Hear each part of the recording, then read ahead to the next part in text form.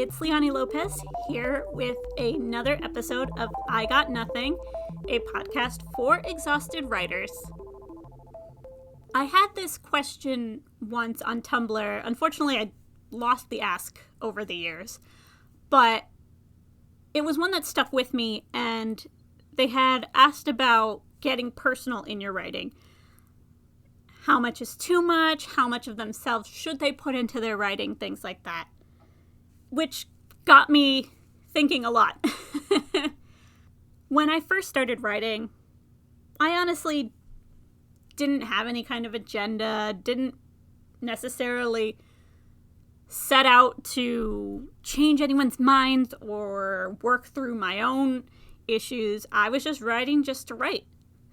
But over the years, and especially in recent years, after my son was born and I became a little bit more emotional and aware of my emotions, I realized that I got a lot more personal in writing than I thought I did. And for someone who for a very long time could not express their feelings, it was pretty much a oh no moment, because it meant that people could see me. And that's scary. It's one thing to be seen, it's another to be perceived and thought about. So I ended up having a sort of existential, I can't say that word, existential writing crisis.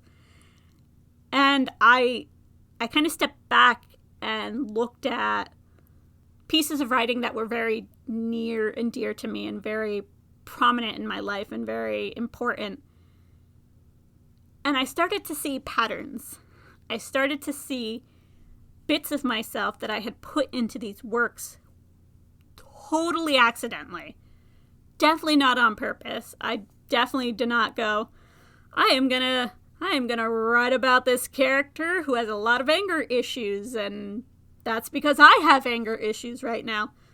No, I wrote about Lola, a very just angry, deeply angry individual who just wanted to punch people and shoot monsters and sleep with John Constantine, which she did many times. So it wasn't until much later that I kind of looked at that character and where I was in my life and went, oh boy, I was very angry.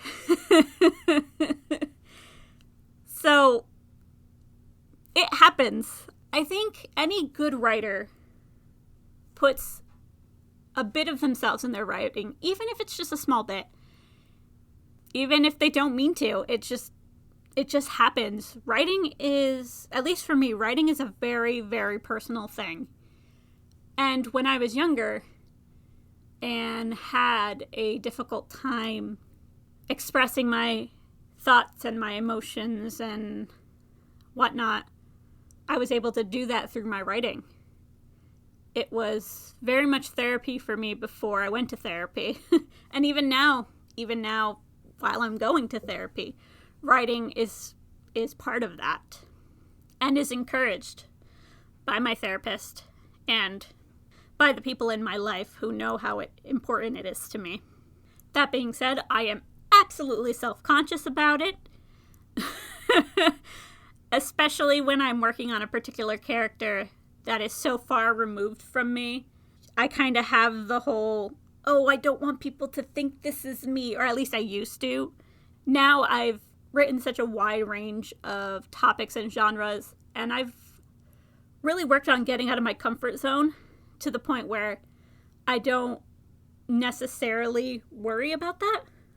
At least not as much as I used to before. And I think the major contribution to being comfortable with getting personal is that I set up boundaries for myself. There are certain things, certain topics, certain acts that I will not write about. Period. Full stop. End of sentence. Because writing is so personal to me, I have to have a clear set of boundaries that I set for myself and that I don't compromise on. It's just like speaking to someone or knowing someone and setting boundaries in a relationship. It's the same thing in writing. You have to set clear boundaries for yourself. At least I did, in order to feel comfortable sharing something so personal. There have definitely been times where I have written outside of my comfort zone and outside of my boundaries, and it had a really negative effect on me, and a negative effect on my mentality and mental well-being and emotional well-being. And I stopped writing that particular story and series because of the negative impact, and because I pushed my boundaries and sometimes just ignored my boundaries. And I had to learn that the hard way. I really had to learn that the hard way. It also showed me, and I also learned from it, how much I invest myself in my writing. As my husband can attest, when I'm working on a character or a story that's particularly poignant and particularly important to me, I take on aspects of that character. Whether it's my humor, whether it's just a tick that they do or a word that they use, because I have to put myself in their headspace when I'm writing. It's just the way I work. I end up taking on a little bit of that character. And for me, that's why it gets so personal and why I need those boundaries. When I'm writing something, I put my heart and my soul into what I'm working on. If my heart's not in it, I can't work on it. It becomes physically painful. So to have that connection and be that connected, I have to be very careful. And I can definitely understand and see how that can be scary to a lot of people. Hell, it's scary to me, and I've, again, been doing this for like 20 years. It's not something you have to do. If you're not comfortable sharing any part of yourself with others, that's totally up to you. That's your boundary, and that's great. I'm not saying you have to get so personal and you have to write about all your dark secrets or these thoughts that you have. You don't have to do any of that. If you don't want to do that, fine, whatever. Don't do it. You don't have to. But just know your boundaries and follow those boundaries. And sometimes it may change. Sometimes you may step outside that boundary a little bit and be like, oh, I understand this now. I can kind of detach myself from it and it's not so much of an issue anymore. And other times you're like, nope, I'm going to make that boundary a lot higher and there is going to be a padlock on that and we're never going there again. And that's fine too. I've had a couple characters over the years that have really stuck out to me and that were a lot more personal and near and dear to my heart than I realized. For one, my first book called Blood, it was part of what was originally supposed to be a series. And it was about this young woman named Mordia. She was a vampire raised by witches at a time when both races were at war. And when the story takes place, she gets word that her adopted mother is missing and no one can find her. And so she goes out searching for her. When writing that character, I was still in college, at least getting back into it. I had kind of started a portion of that story a while ago. Mordia originally was my sister's creation.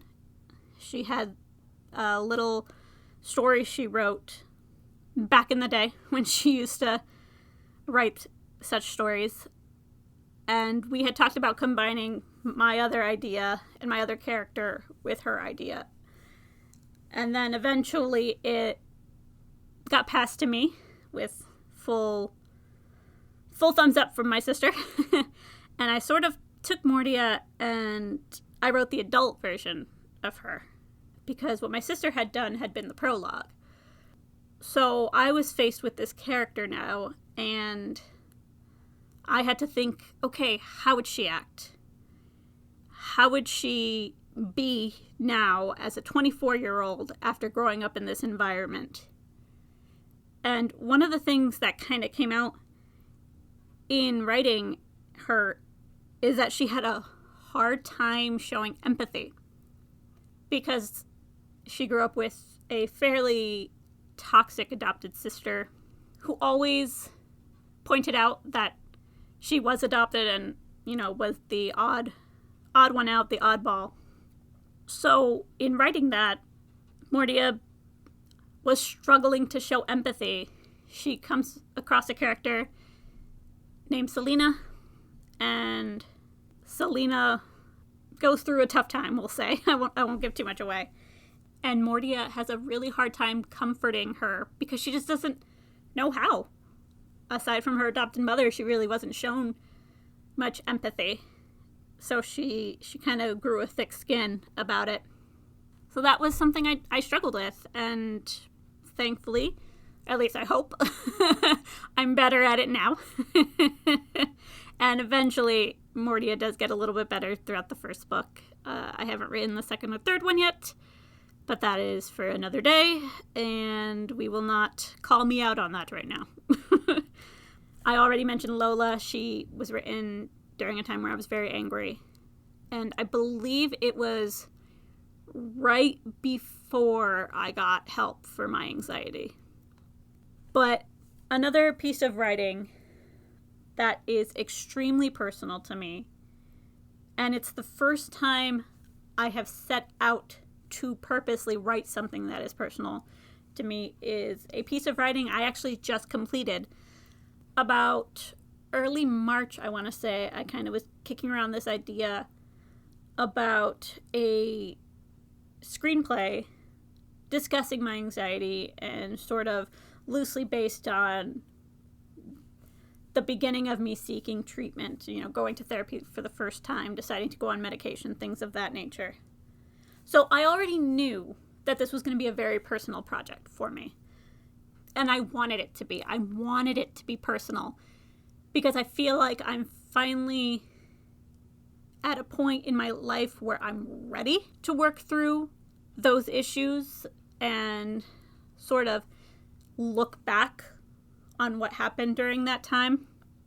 And to my immense surprise, my muse also thought it was a good idea because I did not stop writing that thing until I was done. And that, give or take, was just over 22 days. Maybe a little more than that. But because it was so personal, because for the first time I purposely was drawing from my experiences for pretty much the whole story, and because I had set those boundaries so long ago that I was finally ready to process and move forward, that it flowed for me. And it was also the first time in a really long time that I was nervous to share something that I worked on. Normally, for those of you who follow me on Tumblr and all my lovely friends out there, I love to share what writing I'm working on. I cannot help it. I'm like, oh, I wrote this scene. Here, read this. Oh, there's this little banter here and there. Aside from like a little bit of lines of dialogue between the therapist and the main character, Sophia, I didn't share the script until it was done. I was too nervous because it was so personal, and it is so personal. Even now, I've read through it since then, but it took me a really long time, mainly because there is a scene where Sophia has an anxiety attack, and it ended up triggering me having an anxiety attack.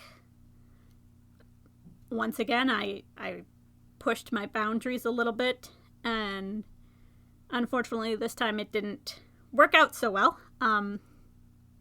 At least for me mentally. I'm okay. I worked through it, but it definitely was difficult. And I think it was also difficult because that was the same day I finished it. So there was a lot of emotions going on that day. But when push comes to shove, I am so glad I wrote it. Even if nothing becomes of it. Even if it doesn't become an Amazon original movie starring me and, maybe Evan Peters because he's super cute. I don't know. Even if that doesn't happen, I'm still incredibly proud of the script and what I've written, because loosely it tells my story, and I'm finally ready in my writing to do that. And I think that's the key. You have to be ready for it. You have to be ready to get personal. Otherwise it's gonna be more harm than good. But like I said, you don't have to. Please don't feel like you have to. Just because you see other writers doing it doesn't mean you have to do it. Oh God, that came out a lot more mom than I meant for it to. Oh boy. Well, no take-backs now. You heard it here from your writing mom. You don't have to just because others are doing it, okay? But on that note, just take care of yourself when you're writing. You know, when you're creating anything and you're putting yourself into it, just check in with yourself. Check in, make sure you're doing okay before you move on. And if not, take a break. So that's all I've got for this episode. So I hope you enjoyed, what are we, episode 5 now? Episode 5 of I Got Nothing, a podcast for exhausted writers. The plan right now is to do about 10 episodes, at least 10 I should say, and we're about halfway there. But I'm always open to more topics and suggestions, and would love to hear from you guys. So again, this has been episode 5, and look forward to talking to you guys soon. Bye.